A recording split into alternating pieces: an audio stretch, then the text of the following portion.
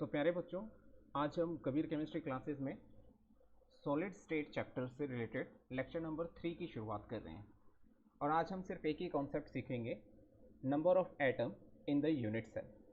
Lecture number 2 अगर आपने देखा है तो आपको पता होगा कि यूनिट सेल हम किसे कहते हैं, उसकी डेफिनेशन, और हमने different types of unit cells के बारे में भी डिस्कशन किया था। हमने ब्रेवियस लैटिसेस के बारे में भी डिस्कशन किया था और साथ ही साथ क्रिस्टल लैटिस के बारे में भी हमने जाना था। जिन बच्चों ने वो वीडियो नहीं देखी है, आप ऊपर जो कार्ड अवेलेबल है वहाँ से आप वीडियो लिंक को सेलेक्ट करके वीडियो देख सकते हैं, और डिस्क्रिप्शन में भी मैं लिंक शेयर कर दूंगा, आप वहाँ से भी लेक्चर नंबर 2 देख सकते हैं। लेक्चर नंबर 2 देखने के बाद आपको लेक्चर नंबर 3 समझने में आसानी रहेगी। तो प्यारे बच्चों, आज जो हमारा कॉन्सेप्ट है वो है number of atoms in a unit cell, in the unit cell. Unit cell, जैसा कि हमने पिछली क्लास में भी सीखा था, ये एक सिमेट्रिकल स्मॉलेस्ट पार्ट होता है क्रिस्टल लैटिस का, जिसको हम फर्दर रिपीट करते जाते हैं तो पूरा क्रिस्टल तैयार हो जाता है। ठीक है, तो यानी कि यूनिट सेल जो है वो आइसोलेटेड फॉर्म में एग्जिस्ट नहीं करता है, it is the part of the crystal lattice. तो यहाँ पर हम यूनिट सेल को एक सिंगल क्वांटिटी में जब हम देखते हैं तो कॉन्सेप्ट समझने में थोड़ी सी परेशानी होगी, जो कॉन्सेप्ट अभी हम सीखने जा रहे हैं। तो आपको थोड़ा सा 3D इमेजिनेशन करना पड़ेगा। साथ ही साथ मैं आपको पूरी कोशिश करूँगा कि कॉन्सेप्ट अच्छे से समझा पाऊँ, पर उसके लिए आपको वीडियो शुरू से लेकर आखिर तक देखना होगा और बार बार देखना पड़ेगा ताकि कॉन्सेप्ट को आप अच्छे से सीख पाएँ। ठीक है, तो चलिए शुरू करते हैं।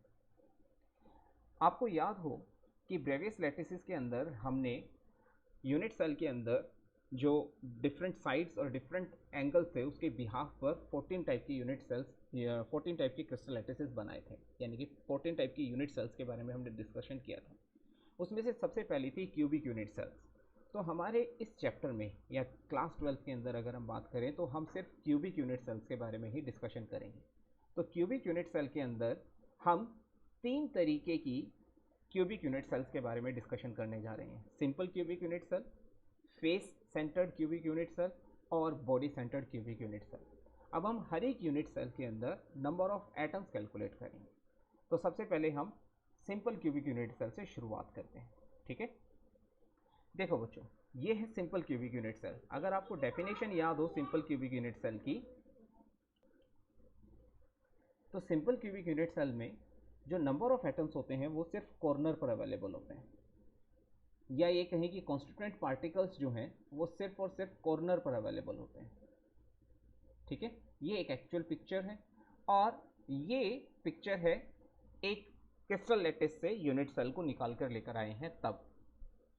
अब हम कैसे समझें नंबर ऑफ एटम जब हम कैलकुलेट कर रहे हैं, तो ध्यान दो बच्चों कि यहाँ पर जो एक कॉर्नर है, जो ये एक कॉर्नर यहाँ पर आपको दिखाई दे रहा है, इस एक कॉर्नर पर जो ये एक एटम रखा हुआ है, बेसिकली ये एक एटम एक ही यूनिट सेल का नहीं है। यहाँ पर 8 यूनिट सेल आपस में आकर जुड़ती हैं, 8 यूनिट सेल आपस में आकर जुड़ती हैं, तब जाकर ये एक एटम बन पाता है। यानी कि यहाँ पर इस कॉर्नर पर 8 यूनिट सेल अपना कॉर्नर ज्वाइंट करती हैं, या ये कह सकते हैं कि ये जो कॉर्नर है ये 8 यूनिट सेल्स में कॉमन है। ठीक है, अगर आप समझना चाहें तो आप 8 किताबें या जो भी कॉपीज़ वगैरह आपके पास रखी हैं, तो आप क्या करें, पहले 4 कॉपीज़ रखें, उनके कॉर्नर आपस में लिंक कर दें, और ठीक 4 कॉपीज़ उनके ऊपर रख दें। तब आपको पता चलेगा कि जो मिडल में कॉर्नर है वो कॉर्नर पूरी जो 8 कॉपीज़ हैं उन सब से मिलकर बना है। यानी कि हम कह सकते हैं कि जो ये एक एटम है, इस एक एटम को बनाने में 8 यूनिट सेल का हाथ है। तो अगर कोई पूछे एक पर्टिकुलर यूनिट सेल से कि भैया तुम बताओ तुमने इस एटम को बनाने में कितना कंट्रीब्यूशन दिया, तो उसने कहा कि देखो भाई, हम सब ने मिलकर एक एटम बनाया है, और इस एक एटम को बनाने में हमने 8 यूनिट सेल ने पार्टिसिपेट किया है। तो हर एक यूनिट सेल ने अपने कॉर्नर से 1/8 पार्ट कंट्रीब्यूट किया है। बिल्कुल सही बात है, इसका मतलब इस कॉर्नर से भी 1/8 पार्ट कंट्रीब्यूट हुआ है, इससे भी 1/8, इससे भी 1/8, इससे भी 1/8 और इससे भी 1/8, यहाँ भी 1/8, 1/8, 1/8। टोटल कितने कॉर्नर होते हैं एक यूनिट सेल में? आपको पता है एक यूनिट सेल में कॉर्नर होते हैं 8। एक यूनिट सेल में कॉर्नर कितने होते हैं 8। यहाँ पर देखो ये जो पार्ट आपको दिखाई दे रहा है थर्ड यूनिट सेल में, ये जो पार्ट है ये पार्ट एक्चुअल रिप्रेजेंटेशन है 1/8 पार्ट। तो टोटल कॉर्नर है हमारे पास 8 और हर एक कॉर्नर से एक यूनिट सेल कंट्रीब्यूट करती है 1/8। तो पूरी यूनिट सेल से नंबर ऑफ एटम कितने कंट्रीब्यूट हुए 1। दिखने में तो ऐसा लग रहा है कि 8 एटम है, लेकिन एक्चुअल में per unit cell number of atom कितने कंट्रीब्यूट हुए 1। अगर ये बात समझ में आ गई है तो आगे वाली यूनिट सेल्स को समझने में आपको थोड़ी सी आसानी रहेगी। ठीक है, चलिए अब हम face centred cubic unit cell की बात करते हैं। Face centred cubic unit cell की खास बात क्या होती है कि इसमें एटम कॉर्नर्स पे तो होते ही हैं बिल्कुल, लेकिन साथ ही साथ फेसेस पर भी अवेलेबल होते हैं। यहाँ पर देखो ये फेस पर एक एटम अवेलेबल है, इधर ऊपर वाले फेस पर एक एटम अवेलेबल है, नीचे वाले फेस पर एक एटम अवेलेबल है, इधर फ्रंट फेस पर एक एटम अवेलेबल है, बैक पेज पर एक एटम अवेलेबल है और इधर एक एटम अवेलेबल है। टोटल एटम कितने हैं 6। लेकिन बात क्या है, बात यह है कि अब हमें ये देखना है कि फेस पर एक यूनिट सेल कितना कंट्रीब्यूट करती है। अब आप कोई भी कॉपी या बुक खोलो तो वहाँ पर जो 2 पेज हैं उन 2 पेजों को जब आप लिंक करोगे तो एक टाइम पर सिर्फ 2 ही पेज हैं जो डायरेक्ट कांटेक्ट में आ रहे हैं और उन दोनों पेज के बीच में एक एटम रखा है। तो एक पेज कितना कंट्रीब्यूट कर रहे हैं 1/2। टोटल फेसेस कितने हैं एक यूनिट सेल में, आपको पता है 6 फेसेस।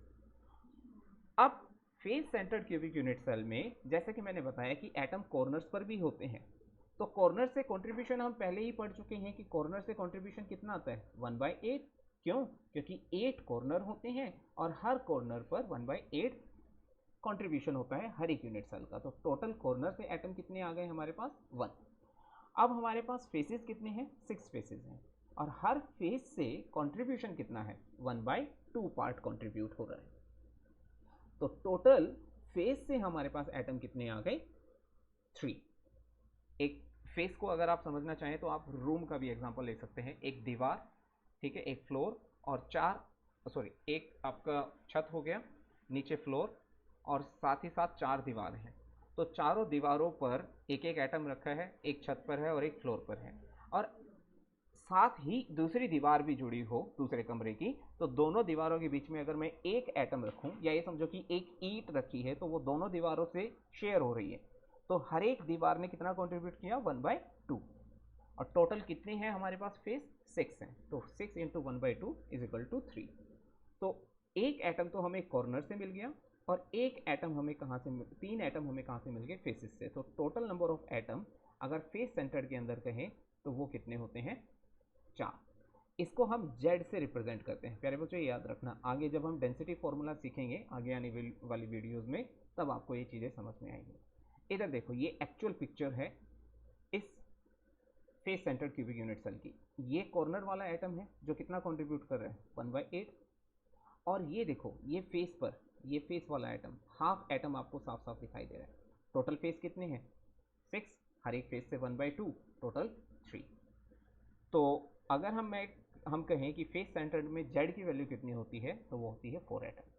और अगर मैं कहूँ कि Z की वैल्यू 4 है तो वो कौन से टाइप की यूनिट सेल है face centred cubic unit cell. अब हम बात करते हैं body centred cubic unit cell को। अब तक हम एक बात समझ चुके हैं कि चाहे body centred cubic unit cell हो चाहे face centred cubic unit cell हो, उसमें एक बात तो कॉमन है कि कॉर्नर से जो नंबर ऑफ एटम हमें मिलेंगे वो 1 मिलेंगे। अब बात करते हैं बॉडी के सेंटर की। बॉडी के सेंटर मतलब पूरे कमरे में बिल्कुल बीच में एक एटम रखा हुआ है, अब वो दूसरी किसी यूनिट सेल से कंट्रीब्यूट नहीं हो रहा है, तो पूरा का पूरा एटम एक ही यूनिट सेल ने कंट्रीब्यूट किया है। तो बॉडी सेंटर से नंबर ऑफ एटम जो हमें मिलेंगे वो कितने मिलेंगे 1। तो टोटल एटम कितने हो गए 1 + 1 2। So body centred cubic unit cell में नंबर ऑफ एटम कितने होते हैं 2, या ये कहो कि Z की वैल्यू कितनी होती है 2। समझने में बिल्कुल आसानी है। यहाँ पर देखो ये बीच वाला जो एटम है ये आसपास के 8 एटम से प्रोटेक्टेड है, बिल्कुल बीच में रखा हुआ है, किसी से भी कंट्रीब्यूट नहीं हो रहा है या कोई भी अदर यूनिट सेल इसमें अपना कंट्रीब्यूशन नहीं दे पा रही है। तो पूरा का पूरा एटम एक ही यूनिट सेल ने कंट्रीब्यूट किया है। तो ये पार्ट हो गया 1/8 और बाकी जो अंदर है पूरा का पूरा एटम वो है 1। और 8 कॉर्नर से हमारे पास कंट्रीब्यूशन होकर आया 1 एटम, बॉडी सेंटर से 1 एटम, टोटल हो गया 2। तो ये था आज के वीडियो में जो हमने जाना कि नंबर ऑफ एटम्स हम कैसे कैलकुलेट करते हैं सिंपल क्यूबिक यूनिट सेल में, face centred cubic unit cell में और सिंपल क्यूबिक यूनिट सेल में। तो आज की वीडियो अगर आपको पसंद आई हो तो चैनल को सब्सक्राइब करना, और साथ ही साथ मैंने ऑर्गेनिक केमिस्ट्री से रिलेटेड भी वीडियोस बना रखी हैं बच्चों, उनको भी देखना और चैनल को सब्सक्राइब करके वीडियो को शेयर करने की कोशिश करना ताकि सब बच्चों तक ये नॉलेज पहुंच सके और सब बच्चे घर बैठे अच्छे से अपनी तैयारी कर सकें। अब ध्यान रखना कि ये वीडियो तो आपने देख ली है, पर नोट्स आप अच्छे से अपनी कॉपी में बना सकें, ये आपने खुद अपने आप करना है। तो self dedication is the most important thing while you are learning through the online platform. Thank you so much for your kind attention.